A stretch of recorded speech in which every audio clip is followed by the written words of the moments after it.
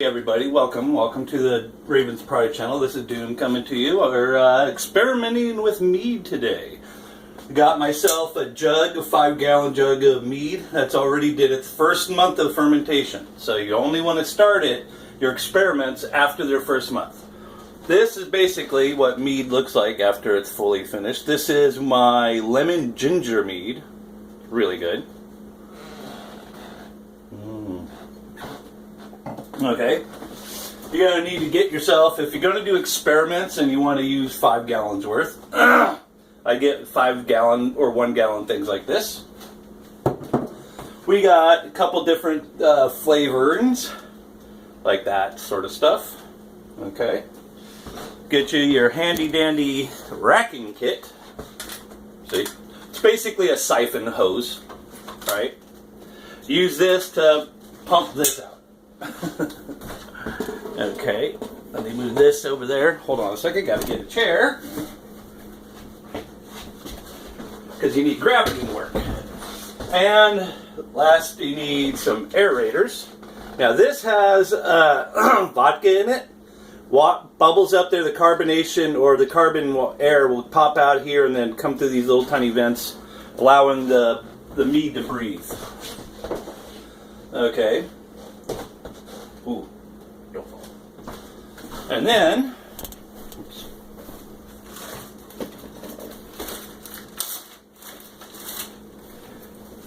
If you're going to do anything with fruits or anything like that, you're going to need a couple of different things. One is potassium carbonate. See, potassium carbonate. You don't need much at all. This is to basically anything that has like an acid content. Lemons, oranges, pineapples, you're going to need this stuff. Otherwise, it'll make your mead really acidic. And then, drink too much acidic stuff, get your tummy uprising. Okay, this is pectin enzyme. So anything that has fruit in it, or vegetable matter, like pumpkin, stuff like that, you're going to need to use some of this. And what that's going to do is break down the pectin, which is like the skin of the cells, and allows all that flavor to come out, and also it really makes your stuff clear. Okay. Now for the people who are gluten-free, I use this vodka right there. That is basically, you don't need much at all. And you can recycle your vodka, so when you're done with the fermentation, you can just pour it into your next one. Okay. So today we are making pumpkin pie. Okay, yes, pumpkin pie mead. I got a tropical punch. I got a cranberry ginger. This one is a strawberry cherry. And here's the kicker of them all. What does that look like? Oil, huh? That's chocolate. Yes, chocolate mead. So when you choose your flavors, you want to think about what mead's going to taste like, your base mead. It's just honey wine, right? So you want stuff to actually be able to work with it, right? So if you have stuff that really you try dipping honey into and it really is horrible, don't use it. Okay, first things first, chocolate. Where's my handy? Oh, and a funnel. Since you have tiny little pores, a funnel works perfect. So we're just going to basically take this baby, rubber spatula, pour it right in there. Now, since this doesn't have any real acid in it, this is basically chocolate syrup. Okay. Which is Nestle Quick Chocolate Syrup. Because I try to go for stuff that doesn't have any fructose syrup in it, because corn syrup can make your mead taste kind of weird. Stupid drink, get out of there. Okay. Okay, got that done. Now, since chocolate is a concentrated form of cocoa and stuff, and has other sweeteners into it, I'm going to make sure that I don't use a lot of it, just so it doesn't overpower. Because some of the boards I've read on for making meads and stuff like that, you're like, well, I use peppermint, and the guys try to like use peppermint extract. The next thing you know, they're trying it out, and they open the cork and almost knocks them out because it's like tear gas. So we'll put this one aside. This one is the Tropical Punch. We're just going to pour this baby in there. Now you want to make sure that all your stuff is pureed. Okay. Puree blends better and goes through it easier, and it also is easier to get out of the jugs easier. I found that out when I made my lemon ginger mead. I just made chunks of small pieces of ginger, right? Fresh ginger is better than canned or powdered ginger. Okay. Because what happens is when the ginger chunks were in there, they were really tiny, but when they were in the mead, they started soaking that fluid up, and then they got big. So I'm sitting there trying to dig it all out and stuff like that. Get that all in there, guys, and good. Okay. Rinse this thing off again. Okay, and I already put that calcium carbonate and the pectin enzyme into the jugs before I'm putting there. See, like this. And see, I also wrote down what it is.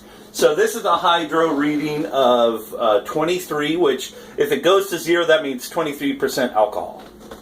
Yeah, nice size, that nice bit of alcohol in there. Put this one aside. I'm going to swish this around, get those enzymes and that carbonated going and cooking up. Let that all break down fast as it can. Okay, this is the cranberry ginger, which I do have a little bit of lemon in there, not a lot, because cranberry and ginger work really good if you have lemon. Now for cranberry, I just basically put them into a pot with a little honey, a little bit of water to help break them down and stuff like that.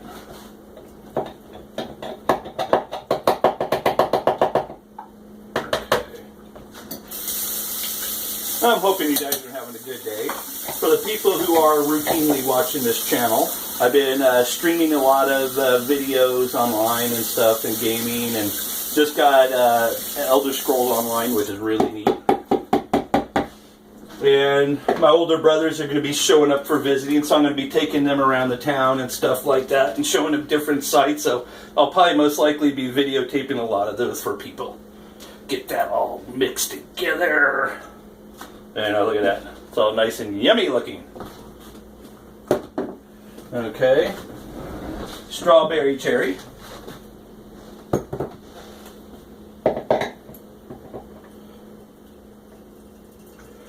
Now I wanted to use Rainier cherries, but they're not in season here. Which are really, really good cherries. Like, people are like, what's the difference between a Rainier cherry and a normal cherry? You got red apples, and then you got Fuji apples. You know, the ones that are red and yellowish. There's your difference. One's more tangy and tart, and really good. Plus, my wife likes that flavor. So I think one of my next batches that will come around in the summer, I'll make a nice Rainier cherry for. Because Rainier cherry and lemon are really awesome together. Mix all this stuff up. Get those pectin enzymes and all that stuff motivating. Okay, last but not least, pumpkin pie. This actually started off with a joke. My wife was like, why don't you just make some pumpkin pie mead? You know, thinking it was just going to be funny. Little did she know, and I knew, that there's actually recipes that dated over 100 years that have pumpkin pie mead. Kind of funny, huh? Now, if people want to buy the book, there's a book out there which is the President's Mead Recipes. Yeah, a lot of our presidents in the olden days used to drink it and make it themselves. So you think about, a lot of people made their own alcohols back in the olden days.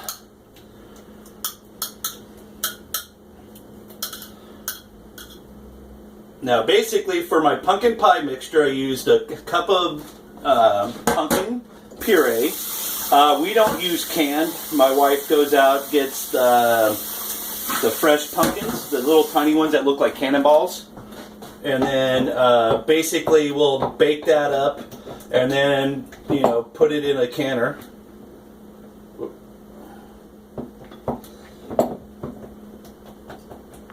And then I did about a 1/4 teaspoon of cloves and nutmeg.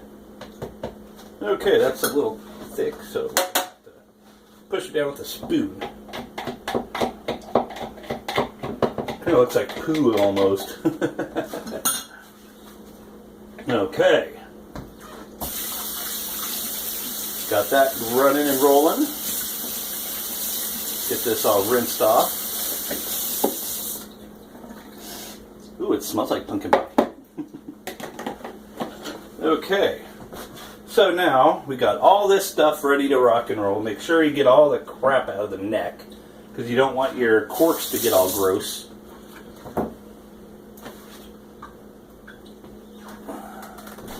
Wipe off the edges. Make sure you don't get no soap or anything in there, because that'd be bad. Okay. Now we're going to start the pumpkin pie. Swish that around. Okay, I set it down here on the thing because, well, it's better that way. Ooh, I got pumpkin stuff all over me. Ew. Okay. Which, oh well. Basically what I'm going to do, take this, put this in here, siphon it out somewhat, but what I'm going to have, now you don't want it to go all the way to the bottom, but I'm resting it right now so I can actually put this stuff in here. Now, take this, basically come up to the very top as much as I can. Okay, keep the one tip of the hose inside that jug, and then see how I'm just pumping it a little bit. You don't need to do it a lot. Just enough to where the stream starts solidly pouring. And now what I'm actually doing is swishing the thing around in here, not in the jug, big jug, but down here, and focusing the fluid so it can mix up that stuff before, or, you know, so it can mix it while it's pouring. And then when you just want to stop its pouring, you just lift up the cane. But you got to think about, there's probably a 1/2 quart in this tube itself.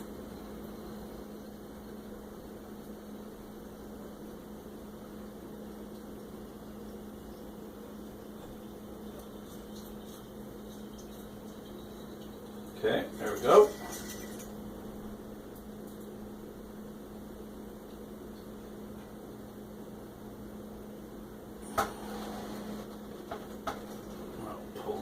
Down there, rinse the bottom off.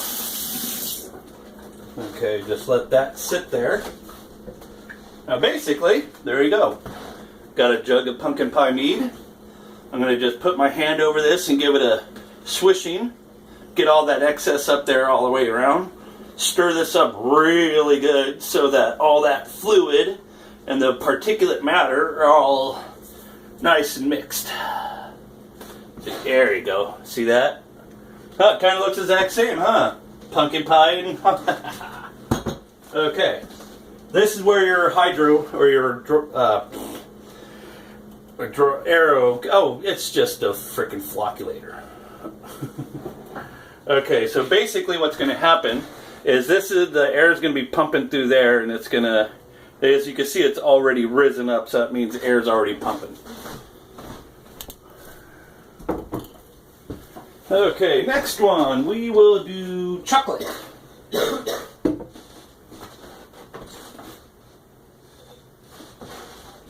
Get that going right there. Couple little squishies, and we're rocking and rolling.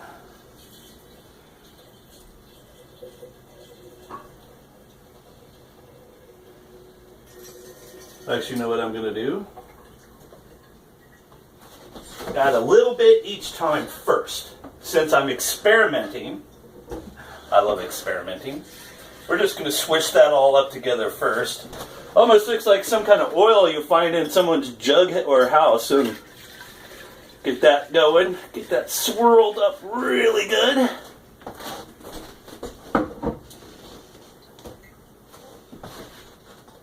Okay, pump, pump, pump, pump.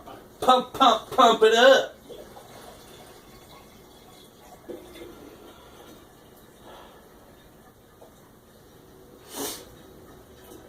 Now, most meads you buy at the store are just straight up mead and mead only. Okay, so if you want to experiment, you got to make your own. Because most people don't make experimental meads. There's experimental wines. Beer is probably what most people experiment with. But maybe a wee bit more.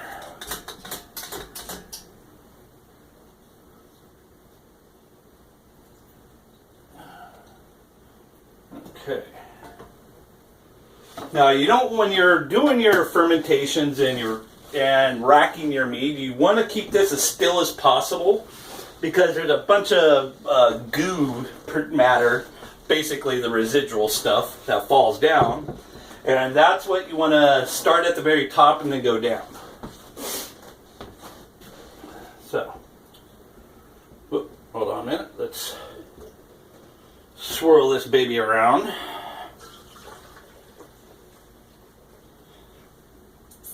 Now, since this is a lot of sugar actually in there, you know, because it's chocolate sugar, it's probably going to add a little bit more alcohol to the flavoring. So what I'm probably going to do is do another reading on this before I actually start racking it to make sure what alcohol level it'll be. And there's chocolate. Chocolate.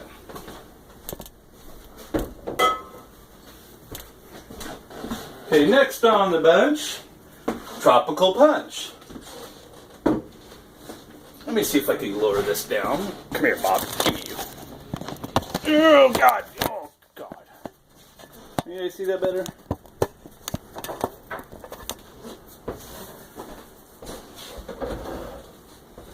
Wish I had a bigger, wider lens, but I don't. So we'll just do what we can.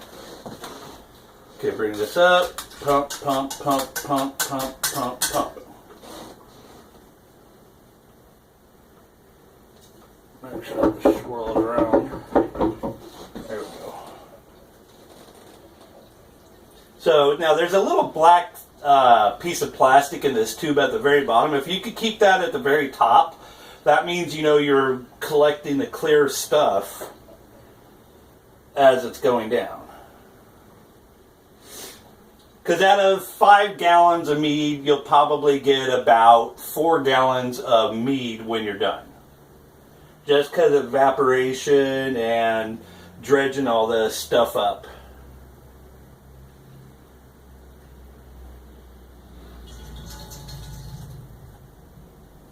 Okay. Move that over. Strawberry down here. This is, yeah, strawberry cherry.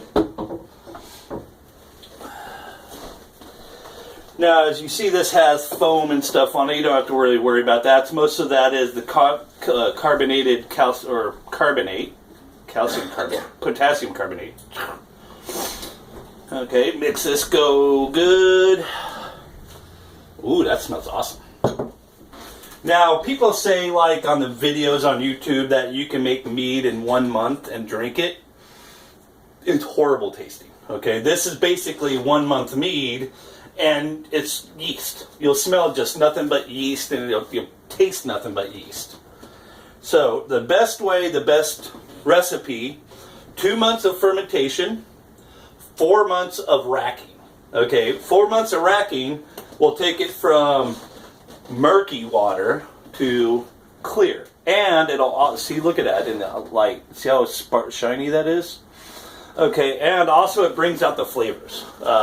It gets rid of the heavy honey taste and the yeast flavor, and it brings out the flavors you put in there. If not, then it'll bring out that nice natural honey flavor. So we got that one going. I am missing a jug. 1, 2, 3. Oh, 4. Come on, wait a minute. I'm missing something here.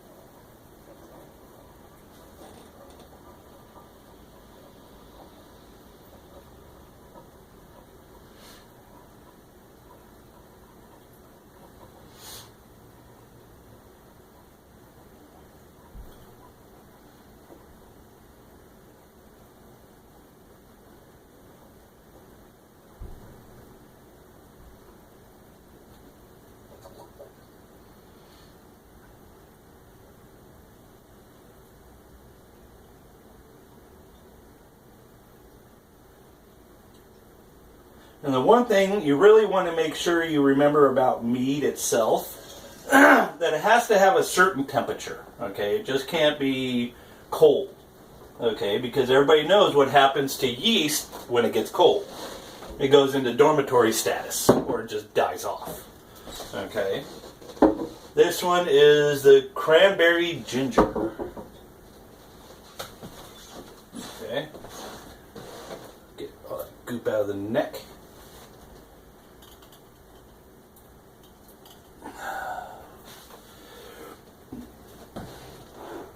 And most of these things you can buy at a brewery store. Excuse my throat.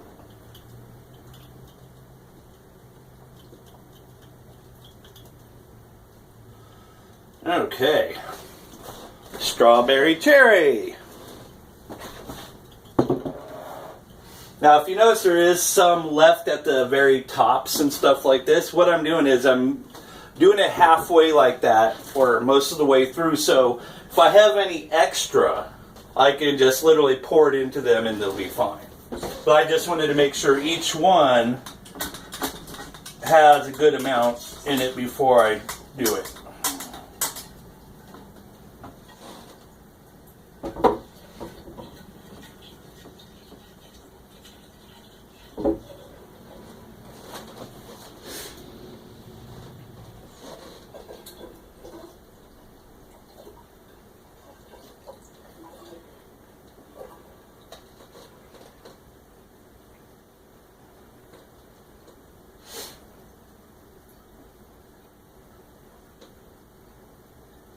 But when you originally do this, you do not want to fill it up here, because like one time I did that accidentally. Ended up having honey wine spilling all over my floor because the fermentation just was like too much for it. Okay, yeah, we're getting low on the bottom now.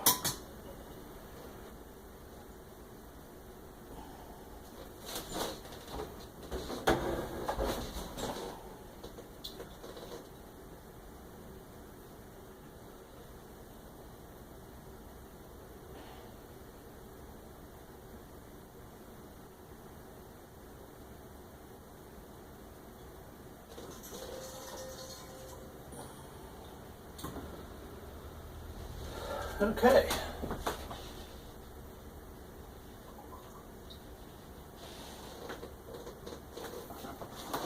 Lay that there.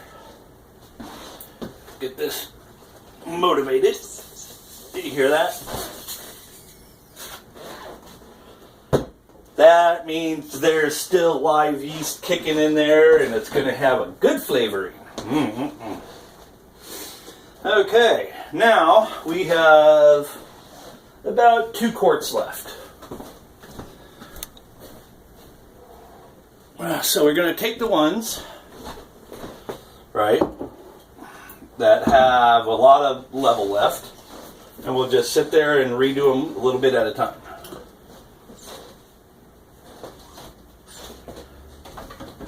Ew, let me wipe that off. So bring the ginger one back down, or pumpkin pie.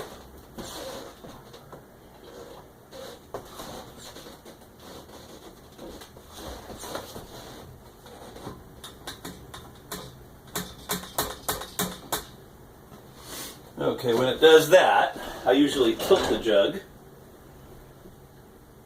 That way the stuff can come to the bottom and you can still get the clear stuff on top. Okay, well, when that doesn't work, good old-fashioned strainer works. Now you want to make sure that you don't spill stuff everywhere. So we're just going to put this right there for now. And I'm going to take my handy-dandy funnel. Now here's the trippy thing. I will just do it up here so you can see easier. Put that there. Non-bleached coffee filters. Okay, you want to use one of these.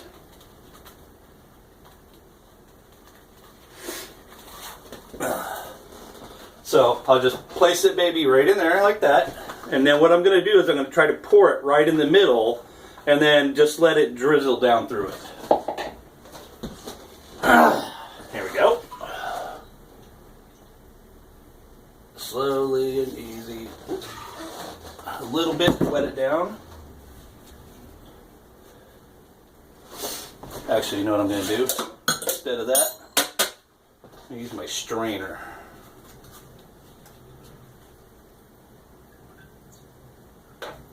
There we go. Now what I do this for is allow some air to flow through it as it's draining through. I gotta make sure, because sometimes they're a pain in the butt and they want to flop out.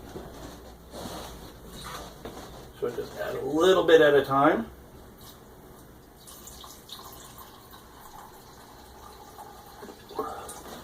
There we go.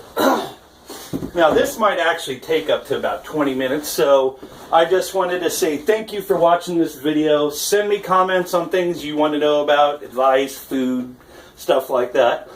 You have a great day, and I hope you guys have an awesome day. Bye.